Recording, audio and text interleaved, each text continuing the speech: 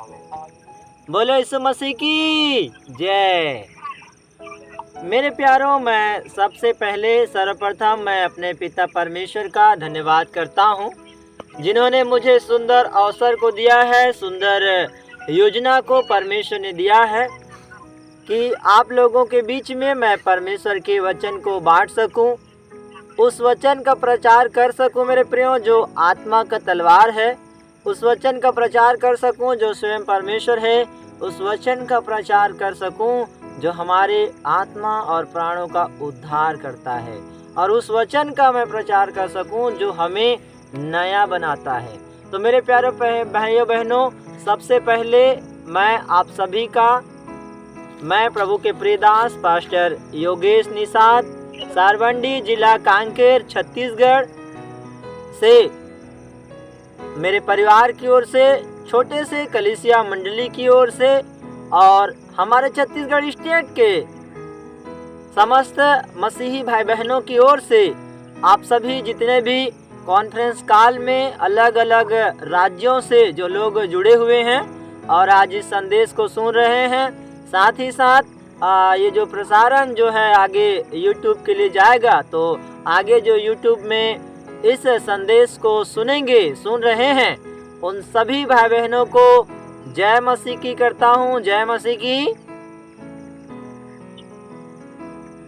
और मैं धन्यवाद करता हूँ ब्रदर राम अहिरवार जी का, जिनके माध्यम से मुझे आज कॉन्फ्रेंस कॉल के माध्यम से आप लोगों के बीच में आने का एक अवसर मिला है। और इस कॉन्फ्रेंस कॉल के जो संचालक हैं ब्रदर विजय जी का भी मैं हृदय से धन्यवाद करता हूं, जिन्होंने मुझ जैसे छोटे से दास को उसने स्मरण किया, याद किया है, इसलिए। और उनके समस्त कलीसिया मंडली परिवार को, जितने भी आज इस कॉन्फ्रेंस कॉल में जुड़े हुए हैं, उन सभी भाइयों बहनों को मेरा प्यार भरा नमस्कार, सलाम, जय मसीह की।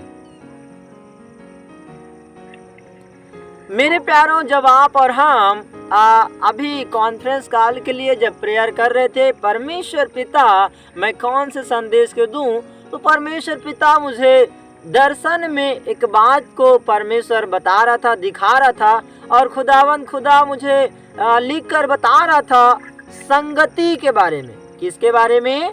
संगति के बारे में। वास्तव में मेरे प्रियो, 2 मिनट मैं संगति के बारे में प्रकाश डालना चाहूँगा, उसके बाद मैं अपने मुख्य संदेश की ओर मैं आगे बढ़ूँगा। सो मेरे प्यारों, संगति हम जानते हैं, जब आप और हम संसार से चुन करके जब आप और हम मसीह में बुलाए गए हैं और जब हम मसीह के लोग कहलाते हैं मेरे प्यारों, तो जैसे जब हम एक घर को बनाते हैं, ऐसे ही घर को बनाते समय जब एक नींव डाला जाता है, फाउंडेशन डाला जाता है, ऐसे ही परमेश्वर का पवित्र वचन आपको और हमको बताता है कि आप और हम भी परमेश्वर के आत्मिक घर बनते जाते हैं। आप और हम परमेश्वर के आत्मिक घर हैं और ये डेरा सरीखा का घर एक दिन गिराया जाएगा, और इस आत्मिक घर का नींव भी आत्मिक होना चाहिए। तो नींव कौन कौन सा है मैं बताते चलूं। परमेश्वर का जीवित वचन हमारी आत्मिक नींव है मेरे प्यार।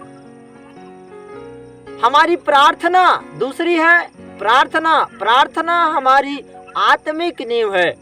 और तीसरा है संगति, जो हमारा आत्मिक नींव है। और चौथी बात आराधना है, जो हमारी आत्मिक नींव है। और पांचवी बात मैं बताना चाहता हूँ, हमारा सेवा कार्य है, जो हमारा आत्मिक नींव है। वचन के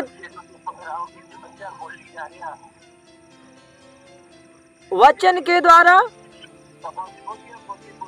वचन के बिना, प्रार्थना के बिना, संगति के बिना, आराधना के बिना, और पांचवा है सेवा कार्य के बिना हमारा आत्मिक जीवन अधूरा है।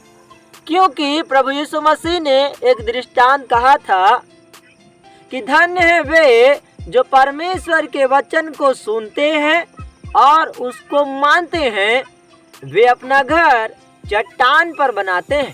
लेकिन जो परमेश्वर के वचन को सुनता है और नहीं मानता है, वो अपना घर रेत पर बनाता है। मेंह बरसे, बाढ़ आई और उसका घर नाश हो गया। तो मेरे प्यारों, मैं आपको कहना चाहता हूँ कि आज के जो संदेश है उसको आप बड़े ही ध्यान पूर्वक सुने। मैं चाहता हूँ आप अपने मोबाइल को म्यूट कर देवें ताकि ज़्यादा डिस्टरबेंस ना हो। और जैसे परमेश्वर का वचन कहता है कि हे मेरे पुत्र, तू मेरे वचनों को ध्यान धर के सुन। तो परमेश्वर का वचन का आपको और हमको आदर करना है प्रियो। हमें बड़े ध्यान पूर्वक परमेश्वर के वचन को सुनना है। बीच में यदि किसी के पास कोई कॉल आ जाता है तो बहुत ही इमरजेंसी कॉल हो तभी आप अटेंड करें, नहीं तो उसको कुछ देर बाद में आप अटेंड करना।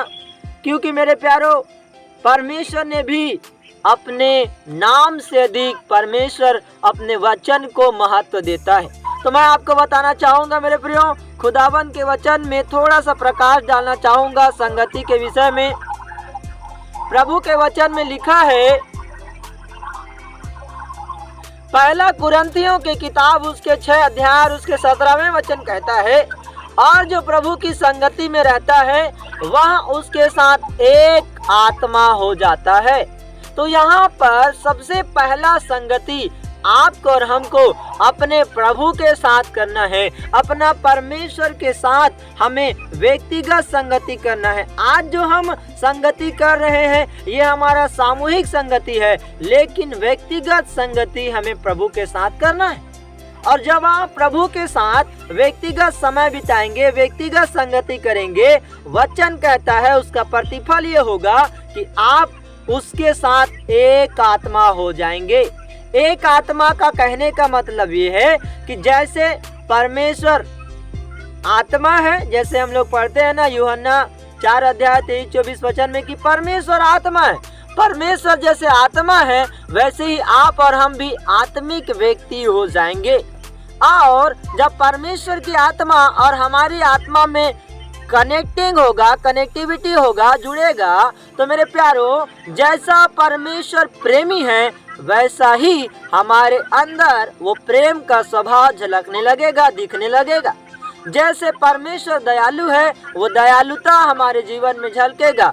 आत्मा का फल के विषय में आपने बहुत अच्छे पढ़े हैं, गलातियों 5 अध्याय 22-23 वचन में वो आत्मा का फल हमारे अंदर में दिखने लगेगा, झलकेगा मेरे प्यारो। हालेलुया। तो परमेश्वर आत्मा है और जब हम उसके साथ संगति करेंगे तो उसके साथ एक आत्मा हो जाएंगे। तो जैसा परमेश्वर सोचता है वैसे हमारे सोचों में बदलाव होगा। जैसे परमेश्वर का चाल चलन है वैसे हमारे चाल चलन में बदलाव होगा। जैसे परमेश्वर लोगों से प्रेम करता है वैसे हमारे प्रेम में, स्वभाव में परिवर्तन होगा। मेरे प्यारो, आपको पहला कुरिन्थी उसके 15 अध्याय के 33वें वचन में लिखे हुए वो वचन याद होगा कि धोखा न खाना, बुरी संगति अच्छे चरित्र को बिगाड़ देती है।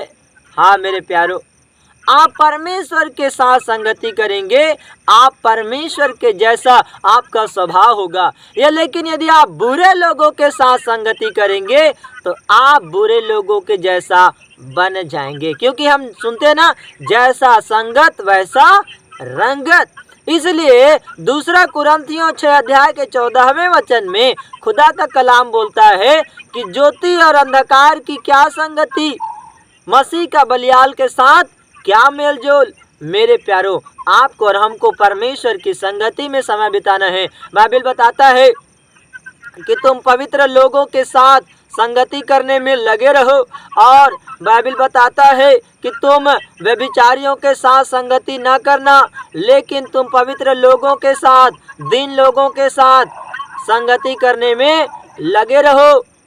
और वचन बताता है नीति वचन 23 अध्याय के 24वें वचन में कि जो चोर की संगति करता है वह अपने प्राण का बैरी होता है। हालेलुया। तो यदि यहाँ पर मुख्य बात आ रहा है संगति, प्रेरितों के काम 2 अध्याय 42 पद ये बताता है कि जो प्रारंभिक कलीसिया के लोग थे वे लोग प्रेरितों से शिक्षा पाने के लिए और संगति रखने में और रोटी तोड़ने में और प्रार्थना करने में लवलीन रहे। मेरे प्यारों, तो आपको और हमको संगति को महत्व देना है। बाइबिल बताता है नीति वचन 13 अध्याय के 20 पद में कि बुद्धिमानों की संगति कर तब तो भी बुद्धिमान हो जाएगा। यदि हमें बुद्धिमान बनना है तो आपको और हमको बुद्धिमान से संगति करना पड़ेगा। यदि हमें सामर्थ्य बनना है तो जो सामर्थ्य देने वाला है उसके साथ आपको और हमको संगति करना पड़ेगा। हालेलुया। तो मेरे प्यारों, मैं आपको आज का जो मेरा मुख्य संदेश था वो मुख्य संदेश यही है कि आपको और हमको परमेश्वर की ओर फिरना है। मेरा मुख्य विषय है परमेश्वर की ओर फिरो। हाँ मेरे प्यारों, जब आप और हम परमेश्वर के पवित्र वचन योएल और उसके 2 अध्याय और उसके 12 से लेकर के जब हम 14वें वचन तक पढ़ते हैं, योएल 2 अध्याय उसके 12 से 14 पढ़ेंगे तो परमेश्वर के वचन में लिखा है मेरे प्यारों, अभी भी सुनो, उपवास के साथ रोते पीटते मेरे पास आओ, अपने मन को नहीं, अपने वस्त्र को नहीं, अपने मन को फाड़ कर तुम अपने परमेश्वर यहोवा की ओर फिरो, क्योंकि वह अनुग्रहकारी, दयालु और विलम्ब से क्रोध करने वाला परमेश्वर है। जी हाँ मेरे प्रियो, परमेश्वर इस बात का मानव जाति को आह्वान कर रहा है। हम जानते हैं आज से ये जो मन फिराव का प्रचार है प्रभु यीशु मसीह ने भी किया था। मत्ती 3 अध्याय के 2 पद में जब आप पढ़ेंगे तो प्रभु यीशु मसीह ने भी कहा था कि मन फिराओ, स्वर्ग का राज्य निकट आ चुका है। उससे पहले परमेश्वर का कलाम योएल नबी के द्वारा लोगों तक पहुंचाया जा रहा था कि तुम मन फिराओ, पश्चाताप करो और अपने परमेश्वर यहोवा की ओर फिरो। Hallelujah, hallelujah. तुम अपने परमेश्वर की ओर फिरो। तो कहीं ना कहीं हम जानते हैं जब वचन को पढ़ेंगे तो यूहन्ना बपतिस्मा देने वाला मन फिराव का प्रचार किया और उसके बाद प्रभु यीशु मसीह ने भी मन फिराव का प्रचार किया। जब यीशु मसीह मारे गए, गाड़े गए, मृतकों में से तीसरे दिन जी उठ करके 40 दिन साथ बिताने के बाद जब वो स्वर्गारोहण उनका हो गया, उसके बाद चेलों ने भी प्रचार किया कि मन फिराओ, स्वर्ग का राज्य निकट आ गया है। और चेलों ने भी मन फिराव का प्रचार किया और उसके बाद आज कलीसिया को जिम्मेदारी सौंपा है कि अब हम भी मन फिराव का प्रचार कर रहे हैं। मेरे प्यारों, परमेश्वर क्यों कहता है कि तुम परमेश्वर की ओर फिरो, मेरी ओर फिरो? क्योंकि हम जानते हैं परमेश्वर पवित्र है और उसके पवित्र सिंहासन के पास जाने के लिए, परमेश्वर के राज्य में प्रवेश करने के लिए बाइबल में लिखा है कि परमेश्वर के राज्य में कोई पापी व्यक्ति का कोई काम नहीं, अधर्मी व्यक्ति का कोई काम नहीं। इसलिए परमेश्वर चाहता है कि तुम मन फिराओ, अपने पापों का पश्चाताप करो, अपने पापों से तौबा करो और मेरी ओर फिरो। और परमेश्वर कहता है कि पवित्र बनो जैसा मैं पवित्र हूँ, पवित्र बनो जैसा तुम्हारा बुलाने वाला पवित्र है।